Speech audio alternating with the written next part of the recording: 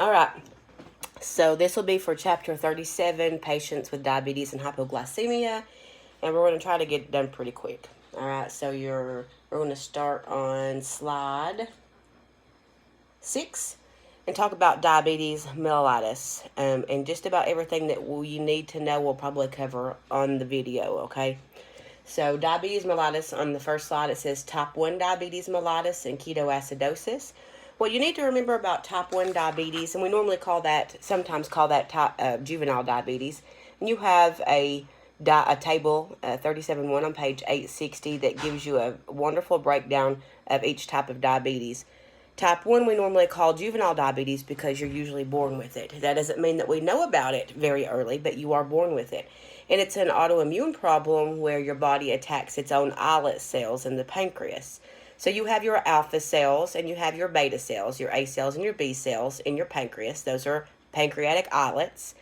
And your body sets up an antibody to the beta cells. And the beta cells are the ones that produce insulin. Your alpha cells produce glycogen. Took me a second. All right, so in this disease, my body attacks its beta cells. So over time, after birth, the body starts to lose the ability to produce insulin.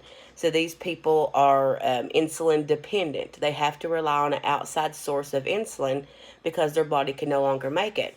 Now, we don't see that at birth. Look at this hair. Look at this hair. Where's it going to go? We don't see that.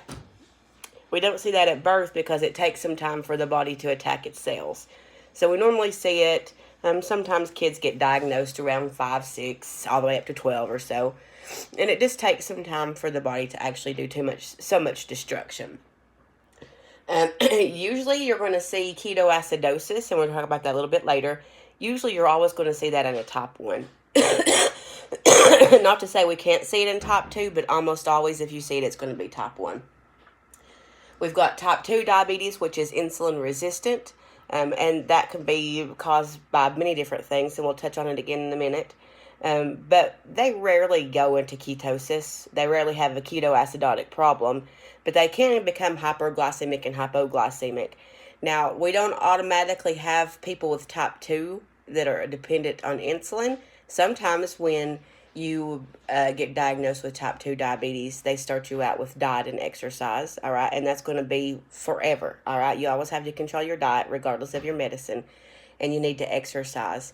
If that doesn't work, then they may tell you to continue with the diet exercise, and then they put you on an oral medicine. And if that doesn't work, then they will start you on some insulin, but still the diet and the exercise. And there are some circumstances in a lot of people where you can lose weight and not have to take any more medication. But if you stop the diet and exercise and gain weight back, then you'll right back to having to take medication. Latent autoimmune diabetes is the next one. We're not really going to focus on that one, but that's for people who are typically not overweight. They don't have some other reason. Normally, if you get diabetes later in life, it's because you've had very unhealthy eating habits. You've ate a lot of sugary things. You've gained a lot of weight. But for these people, not really. Not really going to pay a lot of attention to that one because you're not going to see that one a whole lot. Let's see here. We also have gestational diabetes, and gestational diabetes is, of course, diabetes that you get while you are pregnant.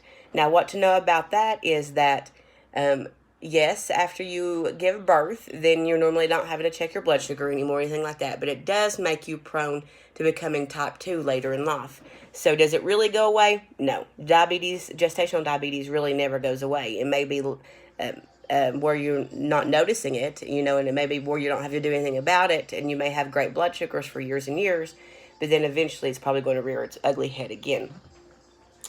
Next slide, etiology and pathophysiology of diabetes. Lots of things it talks about type 1 in your book. That's, of course, where we have our immune system attacking its own beta cells. It does talk about ketoacidosis right there. That's a metabolic acidosis. And remember, I want you to always remember that that's normally going to be in your juvenile diabetes or type 1. Type 2 diabetes next. It says they rarely develop ketoacidosis. But if you look over next to or on the same page, 860, you're going to see symptoms of type 1 and type 2 diabetes. And I think we're going to come back to that. Yeah, we'll come back to that a little few slides. Past that, you're going to see the etiology and pathophysiology, and it says it could be for any of these. It could be genetic factors, metabolic factors, microbiological, and immunological. Just depends on what it is. Genetic factors are included in the etiology of diabetes because diabetes tends to run in families. So if you've got parents who are diabetic, then you may already be predisposed to that factor. Metabolic factors, you can have emotional or physical stress, can unmask an inherited predisposition to the disease.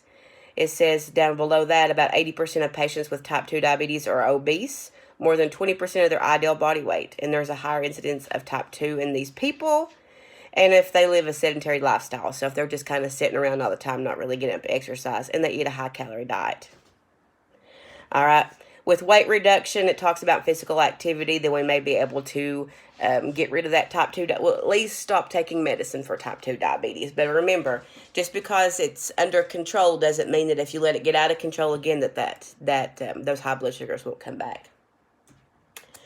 Clinical categories is your next slide of diabetes mellitus. Type 1, insulin dependent. We call them IDDM. That's insulin dependent diabetes mellitus. We also call that juvenile diabetes or juvenile onset. We talked about that. Type 2 diabetes is non-insulin dependent. Just because people get insulin doesn't mean automatically that they're going to be insulin dependent forever. All right? Type 1 is insulin dependent because they can't make their own insulin. Type 2, their insulin is not working so great, or the receptor sites for their own insulin is not working. Remember, in receptor sites, we've got a message, to send, and it has to bind with a certain receptor site. Same thing for your insulin. When insulin is produced by the pancreas, if it doesn't make it to the receptor site or the receptor site's not receiving it very well, then it's not going to work. So my patients with type 2 are not necessarily insulin dependent. They still make their own insulin. It's not great insulin. All right, not a great reaction there. And we said we're not going to talk about LADA right now. Clinical categories, we have pre-diabetes. This means they have impaired glucose tolerance and impaired fasting glucose. Not really classifying you as diabetic yet, but definitely pre-diabetes. Let's see here. Where's it at? I don't even see that in here. But for your pre-diabetic people, they're going to say, you know what, I'm looking at a hemoglobin A1C, and that's a big blood test I want you to remember. A hemoglobin A1C is a blood test that I can have done that will show me the mean average of the last few months of my blood sugars in a percentage form, all right? And we want it to be below 5.5, I believe is the new terms, and I don't know if you have that in here or not. But if I had a hemoglobin A1C that came back and normal was just 5.5 and below, and mine was 8.9, then I'm probably diabetic, right? But if I was 5.8 or I was 6, they might consider me pre-diabetic, or just depends on the doctor. But pre-diabetes is definitely something that you're going to see before you get that diagnosis. And we talked about gestational diabetes, statistical risk of diabetes, and we talked a little bit about that as well. Oh, your hemoglobin A1C, I just saw it, is on page 861 under signs, symptoms, and diagnosis. And I suppose we'll talk about that again. Make sure you know your terminology under the signs, symptoms, and diagnosis as well. Hyperglycemia, of course, is high blood sugar. Glycosuria is when you're spilling glucose over in your urine. The 3 Ps of diabetes is on page 862. These are cardinal signs of a diabetic problem. That's polydipsia, polyuria, and polyphagia. Polydipsia is you want to drink a lot of water, or you're thirsty all the time. Polyuria is you're peeing all the time, and polyphagia is that you're hungry all the time. The 3 cardinal signs, the 3 Ps. All right, let's see if we're anything in a minute. And I suppose we'll talk about the signs and symptoms a little bit separately. Yes, your next slide is symptoms of type 1 diabetes. And there, at the top of that, you've got your 3 Ps, polydipsia, polyuria, and polyphagia. Rapid weight loss. Your juvenile diabetes people don't really look that heavy. And most of the time, they're not heavy. They might be quite slim, as a matter of fact. Your children that you see usually who have gestational diabetes are not really that big, okay? Irritability, weakness, and fatigue, and nausea and vomiting are the biggest signs to look for. And I think that should be good. Make sure you're always looking at your safety alerts in your book and your older adult care points, by the way. But we'll go on to the next slide. Symptoms of type 2 diabetes, possibly the 3 Ps. More commonly, excessive weight gain, so these people are probably a bit bigger. A poor healing of scratches, abrasions, and wounds. Being diabetic makes my wounds much harder to heal because of the vascularity, and we'll talk about that in a little bit. But definitely, I can't heal correctly. So those people who are diabetic, if they get a cut, especially on their feet or their lower extremities, very hard to heal, much easier to get infected, lots of problems coming from those people, and that's because my high glucose levels makes my vascularity very poor, and I can't heal if I can't get blood and nutrients to the site. So definitely a problem there. Blurred vision is quite common, especially if you're going through a hyper or hypoglycemic state. But definitely, if I get blurred vision and I have some other symptoms, I'm probably going to get checked. Itching, drowsiness, increased fatigue, or tingling and numbness in the feet. And that's another huge problem with people. A lot of times their feet go numb, and so they don't know if they've hurt their feet. And especially older people, and they might have a wound that they don't even know about for quite some time. I had a man years ago in med-surg that got a huge wound on his foot because he had stepped on his own insulin needle and it broke off in his foot, and he had no idea until it had started to fester and rupture. So definitely a problem. Next slide, we have signs and symptoms. The classic symptoms of diabetes is fatigue, muscular weakness, weight loss, and type 1 diabetes. Prone to infection, delayed healing, and vascular disease. We just talked about all those. Really want to drill it in your head about the vascular disease, though, all right? Because the glucose levels in my blood cause my vascularity to kind of shrivel up and shrink.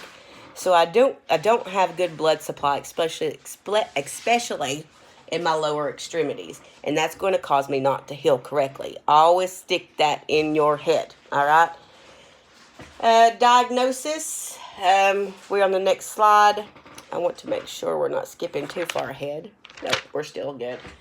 Screening for diabetes. Of course, you're going to be looking at those warning signs. Have you had it for children? Are they losing a lot of weight? Are they having those 3 cardinal signs, those 3 Ps? For type 2, are they gaining a lot of weight? Are they irritable? Are they weak? Are they hard to heal? Looking for those things, all right? Doing that screening. Do you have a familial disposition? So on and so forth. And now we're going to talk about that hemoglobin A1C again. Sometimes you see it as an A1C or HbA1c. That's the blood test, and I can see it now that this says the level should be 6.5. See, research has demonstrated that lowering A1C levels to 6.5. Now, that's per your book, and I almost want to say the new standard is to keeping your A1C at 5.5, but we'll have to check on that. But for the purposes of this test, it would be 6.5. Go with your book. But remember, I can go in and have a blood drawn, and they can look at my blood, and now I will get a mean average of what my blood sugars have been running. So if my blood sugars have been good pretty much every day for the last 3 months, then my A1C is going to be good. It's probably going to be around 5 or 5.5. If my blood sugars have been up maybe to 200 every day for the last 3 months, then I may very well have a 9 hemoglobin A1C. So the higher, the worse your blood sugars have been, and the lower, the better your blood sugars have been for the last few months. I can also do a fasting plasma glucose, and that means that they'll come in. I'll have my blood drawn when I've been fasting for a few hours. And I don't think your book has a recommendation on hours. I think it's at least 4, but I think they more like 6 or 8. I don't see that in here. But you're going to be fasting for some hours, recommended by whatever your doctor wants. And they're going to come in and see what your blood sugars are when you've not had anything on your belly, except for water and black coffee, I believe you can have. And then your blood sugar should be normal. So, and everybody's normal is different in every book, but typically you're going to see around a 70 to a 90 or 70 to 100 being normal. I don't know if this book has a very definite what your blood sugar should be, because they're all different. Depends on who you talk to. But usually around 70 to 90 or 70 to 100 is where we want to be. I'll let you guys read on that. All right, self-management of diabetes is on the next page. The biggest thing that you need to do is try to keep, this is important for healing, your well-being, all your medicines, your cardiovascular system, which is tied very greatly to this, is to try to keep your blood sugar below 100. That is the big goal. You want to achieve that by looking at your carbohydrates you're intaking, your amounts of sugars. You want to make sure you're on a well-rounded American Diabetic Association diet. You're watching your calories, and you're getting up and exercising. And you have a whole area on that. It does talk about some clinical cues down there I want you to really look at. Emphasis should be placed on the positive aspects of diet, because dieting is not fun. All right, but we can say, if you diet and you lose some weight, then you might be able to come off some of this medicine. Maybe. You can't give any positives, remember. Also look at those adult care points, because on our older adults it says weight loss is seldom a goal for older adults with type 2. Older adults are more susceptible to nutritional deficiencies because of teeth problems, illness, so on and so forth. So I have to take that into consideration for my older adults as well. Make sure you look at the cultural preferences on the bottom of 863. Cultural preferences must be considered when devising meal plans. I may have a certain religion that doesn't eat pork, or it doesn't eat certain things, or only eats at certain times of the day. Whatever that may be, I have to take that into consideration. And, of course, we talk about exercise. On 864, you have a wonderful patient teaching table on home treatment for hypoglycemia. I really want you to pay attention to that, because it talks about a medication that people would need to have at home if their blood sugar got too low. All right. And I think that's something that we will, self-management's the next one. Of course, we've talked about diet control of diabetes.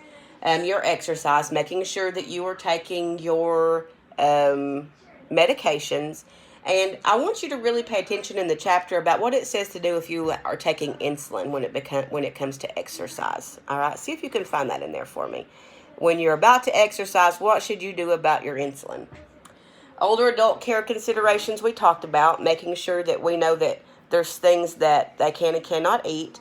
And plus, when it comes to exercise, I can't really expect, and this is on your older adult care points in 864 as well, I can't really expect them to get up and do a whole lot of cardio. So low impact exercise for them, such as Tai Chi, walking, or swimming, is quite fantastic. Our goal, again, is weight loss in a positive, healthy way, and to keep our blood sugars below 100. Oral hypoglycemic agents, you guys have already talked about. You've done that before. Metformin is usually the go-to drug. Metformin does have some, things you have to watch for about CAT scan dye and things like that. But metformin is a quite possible drug that your patient may be put on in the very beginning if diet and exercise isn't controlling it. Oh, your insulin and exercise is on your health promotion. I see that on 864, so there's a clue. So my oral hypoglycemic agents, they may be prescribed if diet and exercise is not working. That does not mean that they need to stop diet and exercise. This is in helping diet and exercise, all right? So oral anti-glycemics and diet and exercise together. But going back to your patient teaching that I got away from on 864, it talks about home treatment for hypoglycemia. Now, I want you to really read through that, okay, because it talks about what happens if your blood sugar gets too low. Now, sometimes when it's getting low, a patient can tell you, or you can feel it, and you might be able to get something in to raise your blood sugar. Now, to raise your blood sugar quickly, what we would want to do for patients who are alert and able to swallow is give them something sugary, because that is a simple sugar. Something like orange juice or milk, because milk has a lot of sugar in it as well as lactate, or, now I've completely went. It's got natural sugar in it, okay? So orange juice or milk or something along those lines, or a piece of candy, something that will get the blood sugar up so we can start functioning a little bit better, okay? And then after that, when they're more alert, then they need to have a complex carb, all right? Peanut butter sandwich or crackers or a sandwich, okay, with some meat in it, something along those lines that will keep the blood sugar up. Now, if you're at home and your blood sugar got so low and your family members are there, hopefully, but you're unresponsive, you definitely can't swallow to eat, then you should have IM injections of glucagon on the side. Now, a lot of people don't have those at home. All right, so honestly, they're probably supposed to. If you're diabetic, or especially if you're taking insulin, then you should have glucagon, because glucagon via IM injection will raise your blood sugar. Now, if I was in the hospital, I would do everything exactly the same. Start with the simple sugar, then the complex carb. And then if they were out of it, couldn't swallow, then instead of using glucagon, I would use dextrose 50, which is quite a big syringe full of sugar water that will go in their IV. Okay, if they didn't have the IV, of course, I'd have to use glucagon. But I definitely want to use D50, dextrose 50. Comes in a pre-filled huge syringe, sticky, but that would go in their IV, and that would reverse their hypoglycemia that would come out of it.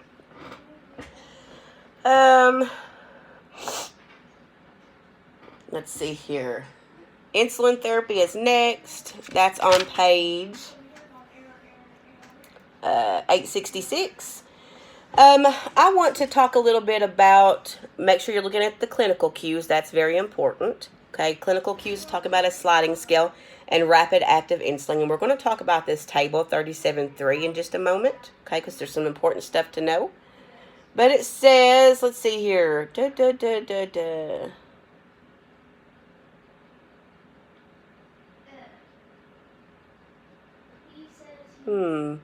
I think we're okay right there. So, all right. So I want to talk about the sliding scale. Now, typically after we eat, of course, our blood sugars go up. All right. So if you're working in the hospital and you're doing blood sugars for patients, most of the time, those patients get their blood glucose, their finger sticks, done before meals. All right. And then we give them insulin to correct it.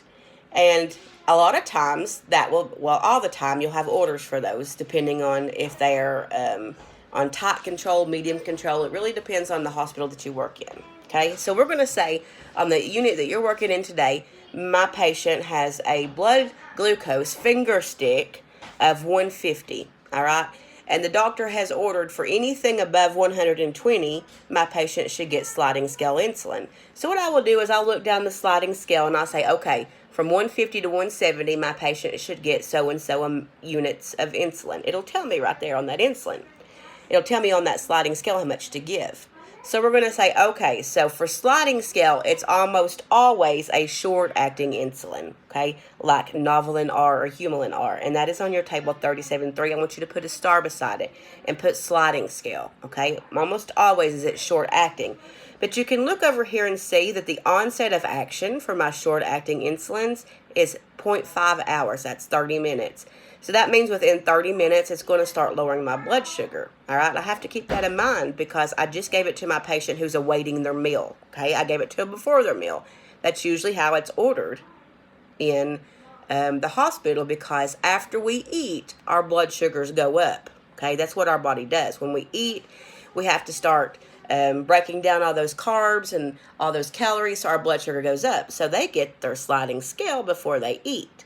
But it's very important that I do not give them their insulin before I know that their tray is either almost there or should be there in the next 5 minutes or so. I think your book actually says 15 minutes. If I know that either their tray should be sitting in front of them when I give it or should be there within 15 minutes. All right? So their blood sugar doesn't start to drop. I want to make sure their food is going to be there. Now, if something happens and their food doesn't get there in 15 minutes, then I need to be giving them some crackers or something. Okay? Now, that would be called a correction dose because I'm correcting, or a sliding scale, both, okay? Because I'm using that. Now, I want to say this too. Back up. Your clinical cues says if a patient's on sliding scale, they might receive a rapid active insulin before meals. Make sure the food tray is in front of the patient before giving the insulin. Now, if you look at that rapid, the onset's about 25 minutes. I have only ever seen sliding scale as a short-acting. Okay, as a short-acting insulin. But both of that tray needs to be sitting in front of them or there within 15 minutes. But again, I'm sticking to the short-acting for life, okay? That's what your sliding scales are going to be. Clinical cues at the top of 867 is important. Make sure that every time you draw up insulin, that it gets verified by another nurse, and it's documented by another nurse as well, because these are high alert insulins, or high alert drugs, okay? Now, going back to your table 37.3 while we're on insulin, okay, and we're doing insulin therapy on your next slide. We're going to keep on going. Your rapid actings, if you look, that would be super, super fast, all right? Most of the onsets in 15 minutes or so, something like that.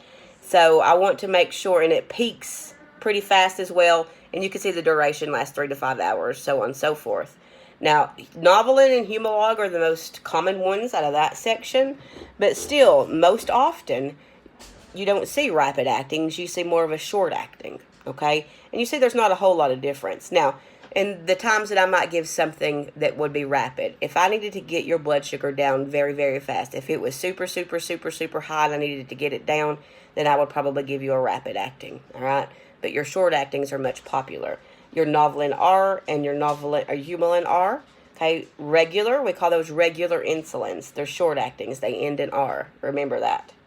Your intermediate acting ones are always the cloudy ones, and typically they end in N.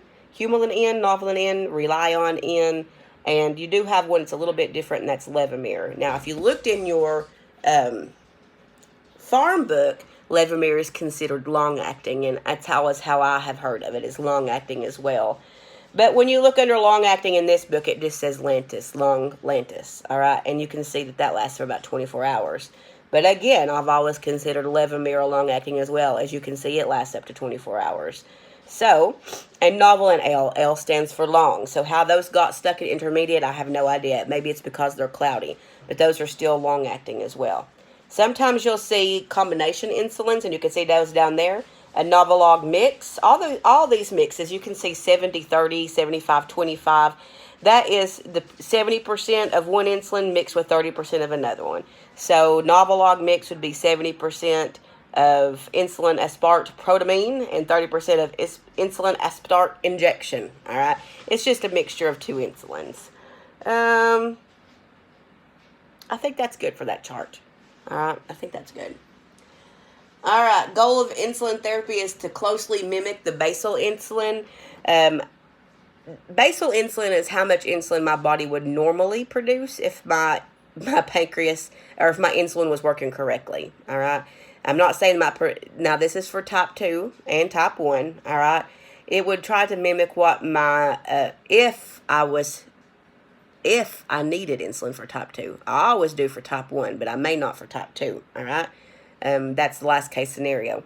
But basal insulin is what my body would normally produce at any given time. Okay, so if I wasn't eating anything and I needed the insulin, then what would my body normally produce?